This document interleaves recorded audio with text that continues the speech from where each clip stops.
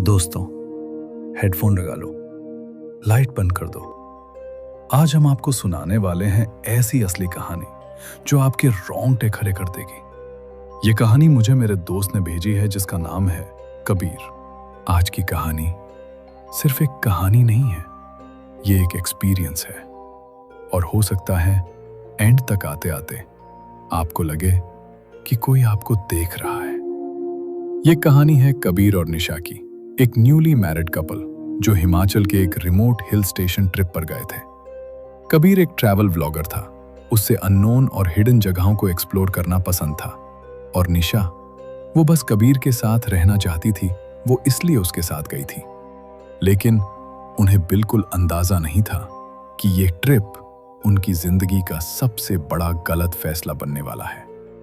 शाम का वक्त था, बारिश अभी अभी रुकी थी, सड़कें गीली थी, हवा में ठंड थी और आसपास सिर्फ घना जंगल था। उनकी कार अचानक से झटका खाकर जंगल के बीचों बीच रुक गई और नेटवर्क पूरी तरह से गायब। कबीर, अब क्या करें? निशा ने घबराकर पूछा। कबीर ने फोन उठाया, पर फोन में भी कोई सिग्नल नहीं था, सिर्फ एक ब्लैंक स्क्रीन दिखाई दे रही थी। तभी दूर अंधेरे में एक हल्की सी रोशनी दिखाई दी। उन्होंने जाकर देखा, वो एक पुराना सा गेस्ट हाउस था। निशा ने तुरंत मना किया, कबीर, मुझे ये जगह ठीक नहीं लग रही। कबीर ने बोला, रात भर रुकते हैं, बस सुबह निकल जाएंगे। जैसे ही वो गेस्ट हाउस के पास पहुंचे, दरवाजा क्रीक करके खुद ही खुल गया, जैसे कोई उनका इंतजार कर रहा हो। अंदर एक बुजुर्ग आदमी खड़ा था, बिल्कुल सीधा खड़ा था, बिना हिले, बिना ब्लिंक किए। रूम चाहिए? उसने धीरे से पूछा। उसकी आवाज अजीब थी, जैसे दो आवाजें एक साथ बोल रही हों। कबीर ने हाँ कहा और वो आदमी बिना कुछ बोले मुड़ गया। वो दोनों उसके पीछे चलने लगे, लेकिन एक अजीब बात थी, उसके पैर जमीन को टच ही नहीं कर रहे थे। निशा रुक गई। कबीर, तुमने देखा? कबीर ने इग्नोर किया। चलो बस। कमरा पुराना था, लकड़ी की दीवारें, पुरानी स्मेल, लेकिन सबसे अजीब चीज थी दीवार पर लगी तस्वीरें। हर फोटो में लोग थे, कपल्स, फैमिलीज, लेकिन सबके चेहरे पर एक ही एक्सप्रेशन, डर का एक्सप्रेशन। और जब कबीर ने एक फोटो को पास जाकर देखा, उसने अपने आप को उस फोटो में देखा। कबीर फुसफुसाया, ये कैसे पॉसिबल है?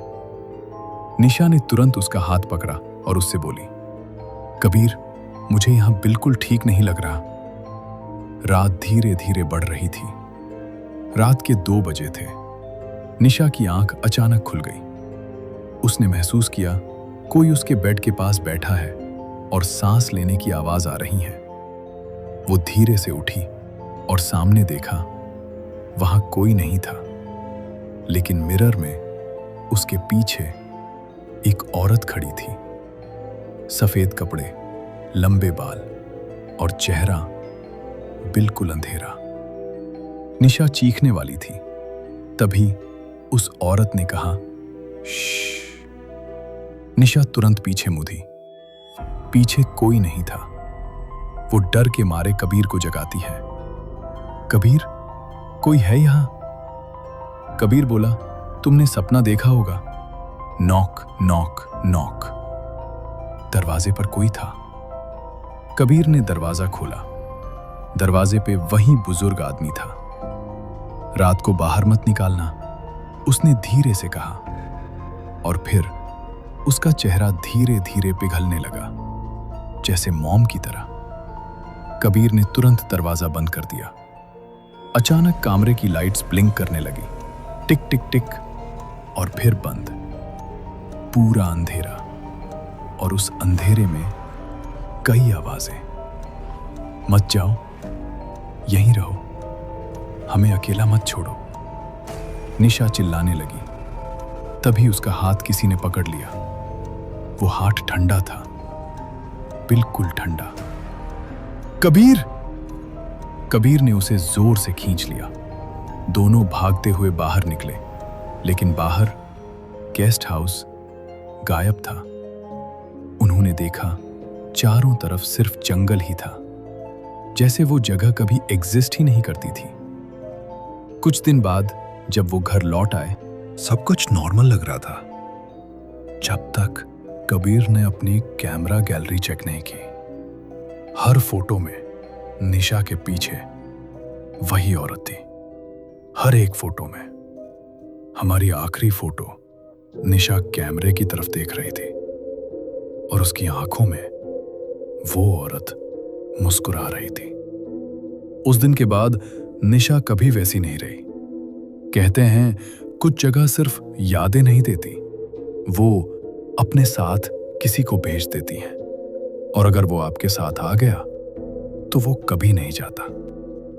ऐसी ही सच्ची कहानी के लिए सब्सक्राइब करें और अपनी कहानी भेजने के लिए ईमेल करें।